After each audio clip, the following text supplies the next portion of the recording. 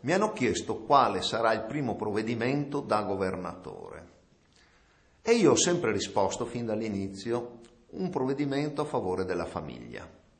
Perché vedete, da anni tutti ne parlano e anche i governi che si sono succeduti dal 94 ad oggi qualcosa hanno fatto, però rimane pur sempre un fatto. Se io guardo per esempio alla Francia, vedo che con 55.000 euro di reddito di base imponibile, una famiglia con 2 figli in Francia paga 3.000 euro.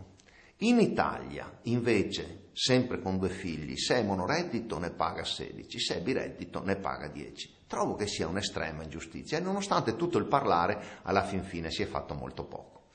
Alla fine di questa legislatura, alla fine di questo periodo di 5 anni, è stata presentata una legge a favore delle famiglie numerose.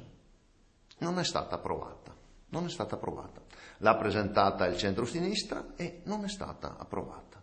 Bene, io ritengo che sia opportuno, per dare un segnale importante, che da governatore la prima cosa da fare sia proprio quella di dare un forte segnale a favore della famiglia, di dare qualcosa che dica alla famiglia che anche la regione li avvicina, nel senso di magari aiutare le famiglie più numerose, magari a pagare le bollette, magari a pagare le tasse locali, magari ad andare incontro a quelle esigenze a cui famiglie monoreddito magari con l'unico che guadagna in cassa integrazione hanno veramente difficoltà.